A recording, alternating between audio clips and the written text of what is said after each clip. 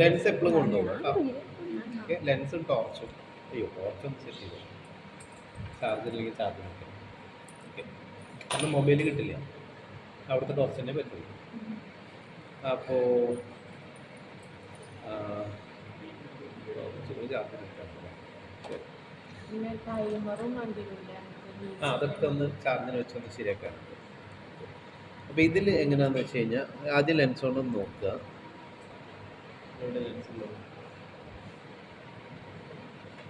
Okay, anyway അപ്പോൾ ഇത് നിൽക്കുന്നത് 13.56 7 ആയി. ഈ കണ്ണാണല്ലോ. ഓക്കെ, 7 ആയത്. Anyway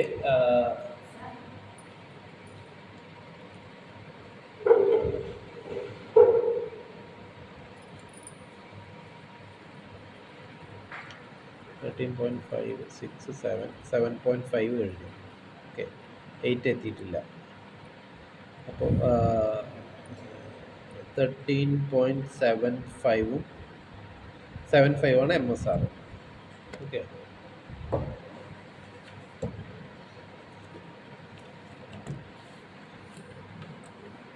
13.75 MSR.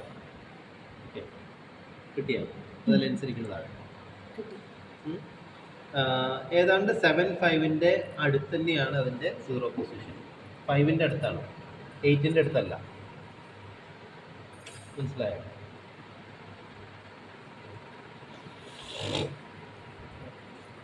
അപ്പോൾ തന്നെ എനിക്കറിയാം അതിൻ്റെ പൊസിഷൻ, ആ സീറോൻ്റെ പൊസിഷൻ നോക്കിയാൽ തന്നെ എനിക്കറിയാം ഇത് 7, ഇത് 8, അപ്പോൾ ഇത് 7.5.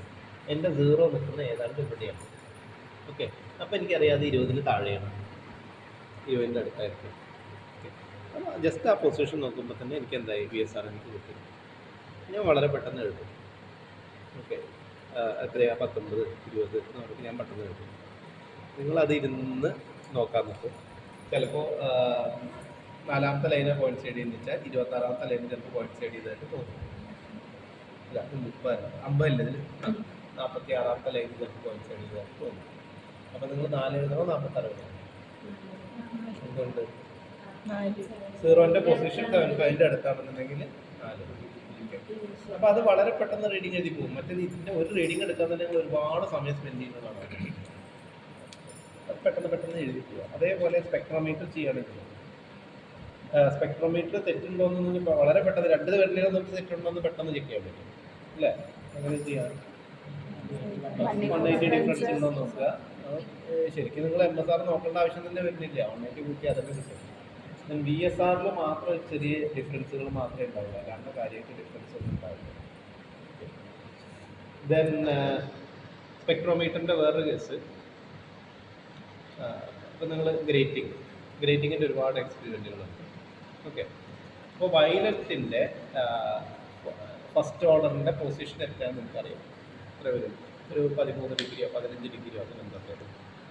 ഓക്കെ, അപ്പോൾ നിങ്ങൾ റൈറ്റിൽ നിന്ന് ലെഫ്റ്റ് ആണെന്നുണ്ടെങ്കിൽ ഡിഫറൻസ് MSR എത്ര വരും? 13 ആണെങ്കിൽ 26 ഉണ്ടാവും.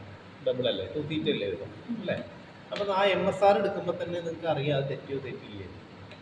ഒരു സൈഡിലെ മൊത്തം നിങ്ങൾ കളർ എടുത്ത് പോയി, രണ്ടാമത്തെ സൈഡിലെ വയലറ്റിൻ്റെ തുടങ്ങുമ്പോൾ തന്നെ MSR-ൽ 26 ഡിഫറൻസ് ഉണ്ട്. കാരണം നിങ്ങൾക്ക് കാൽക്കുലേറ്റർ തരില്ല. കാൽക്കുലേറ്റർ ഇതെല്ലാം കഴിഞ്ഞ് റീഡിങ് കാണിച്ചാൽ മാത്രമേ കാൽക്കുലേറ്റർ തരുള്ളൂ. പക്ഷെ നിങ്ങൾ VSR ടോട്ടൽ റീഡിങ് ഒന്നും കൂട്ടണ്ട, നിങ്ങൾ MSR ഡിഫറൻസ് മാത്രം നോക്കുക. ഓക്കെ, അത് നമുക്ക് വെറുതെ മൈൻഡിൽ ചെയ്യാമല്ലോ. അത് നോക്കിയിട്ട് 26 ഉണ്ടോ, അപ്പോൾ വയലറ്റ് കറക്റ്റാണ്. ഓക്കെ, അങ്ങനെ ഓരോന്നിൻ്റെ ഏകദേശം എത്ര വരും ആംഗിൾ എന്ന് നമ്മളൊന്ന് പഠിച്ചു വയ്ക്കും. കാരണം അതൊക്കെ ഒരുപാട് എക്സ്പീരിയൻസ് റിപ്പീറ്റാണ്. വളരെ ചെറിയ ഡിഫറൻസ് അത്രയും ഉണ്ടാവും. MSR-ൽ ഡിഫറൻസ് വരില്ല, അത്രയും ചെറിയ ഡിഫറൻസ് ചെയ്ത് വരും. ആ ചെറിയ ഡിഫറൻസ് വരും, വളരെ അടുത്ത ലൈനുകളല്ല. അപ്പോൾ ആ ഡിഫറൻസുകളൊന്ന് പഠിച്ചു വയ്ക്കുക. അതുപോലെ തന്നെ പ്രിസത്തിലുണ്ട്. പ്രിസത്തിൻ്റെയും ഓരോ കളറിൻ്റെയും എത്ര ആംഗിൾ ഓഫ് ഡീവിയേഷൻ, ഇപ്പോൾ ഡയറക്റ്റ് റേ ഡീവിയേറ്റഡ് റേ തമ്മിലുള്ള മിനിമം ഡീവിയേഷൻ്റെ റീഡിങ് എത്രയാണ് അത് നമ്മൾ പഠിച്ചു വയ്ക്കണം. പ്രിസം ഡിഫറൻസ് ഉണ്ട്, എന്നാലും ഒരുവിധമൊക്കെ നമുക്ക് ഏകദേശം കിട്ടും. ഇവിടെ പല പ്രസങ്ങളുണ്ട്, എല്ലാ പ്രസവും ഒരുപോലെയല്ല. 1.5 മുതൽ 1.6 1.65 വരെയൊക്കെ ഉണ്ട്. Okay, refractive index. അപ്പോൾ അതിന് വേരിയേഷൻ വരും. എന്നാലും ഒന്ന് നോക്കി വരിക, ഏകദേശം ഇത്ര ആംഗിളായിരിക്കും എന്നുള്ളൊരു കാര്യം. ഗ്രേറ്റിങ്ങിൽ വ്യത്യാസമൊന്നുമില്ല, ഗ്രേറ്റിംഗ് നമ്മൾ അതേ ഗ്രേറ്റിംഗ് തന്നെയായിരിക്കും. അപ്പോൾ ഗ്രേറ്റിങ്ങിൻ്റെ ആംഗിളുകളൊക്കെ ഒന്ന് പഠിച്ചു വയ്ക്കുക. അപ്പോൾ റീഡിങ് എടുത്ത് പോകുമ്പോൾ തന്നെ ഇത് ശരിയാണോ എന്ന് നോക്കുക. അപ്പോൾ തന്നെ നമ്മുടെ പകുതി തെറ്റ് മാറും. പിന്നെ അതിലും എങ്ങനെയാണെന്ന് വെച്ച് കഴിഞ്ഞാൽ അതിൻ്റെ റീഡിങ് എടുക്കാൻ ശരിക്കും കുറച്ചും കൂടി എളുപ്പമാണ്. നമ്മൾ MSR നോക്കുക വേണ്ട. ശരിക്കും MSR ആദ്യത്തെ ഒരു തവണ നോക്കിയാൽ തന്നെ 0 ക്രോസ് ചെയ്ത് കഴിഞ്ഞാൽ ഒരു MSR മാറിയിട്ടുണ്ടാവും.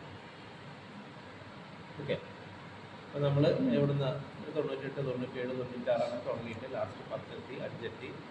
പിന്നെ അടുത്ത 0 ക്രോസ് ചെയ്ത് അടുത്ത 90 ആവില്ലേ, അപ്പോൾ ഒരു MSR മാറിയിട്ടുണ്ടാവും, കുറഞ്ഞിട്ടുണ്ടാവും.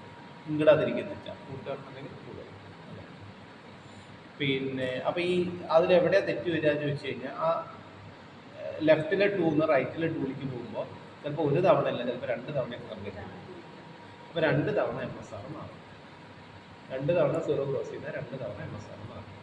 ഓക്കെ, അപ്പോൾ അവിടെയും റീഡിങ് വളരെ പെട്ടെന്ന് എടുത്തു പോകും. ഓക്കെ, അങ്ങനത്തെ കുറച്ച് കാര്യങ്ങൾ ശ്രദ്ധിക്കുക.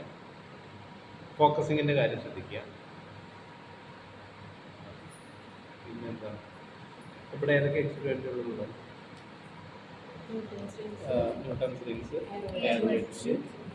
ഗ്രേറ്റിംഗിൽ normal incidence, minimum deviation, wavelength per place,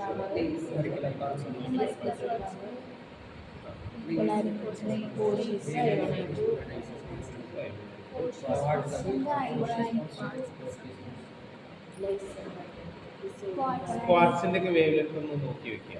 okay, means angle of deviation അത് ഫിക്സഡ് ആയിരിക്കും കേട്ടോ. ഒന്ന് 39, 40 അല്ലെങ്കിൽ 40, 41 അങ്ങനെ വരും ഡീവിയേഷൻ കേട്ടോ. അപ്പോൾ അതന്നെ നിങ്ങൾ MSR മാത്രം ഒന്ന് സബ്ട്രാക്ട് ചെയ്ത് വെക്കുക. ഡയറക്ഷനിൽ ഡീവിയേറ്ററുടെ MSR മാത്രം സബ്ട്രാക്ട് ചെയ്ത് വെക്കുക. അപ്പോൾ നിങ്ങൾക്ക് 40 കിട്ടണമെന്ന് 41 കിട്ടണം, ആ റേഞ്ച്.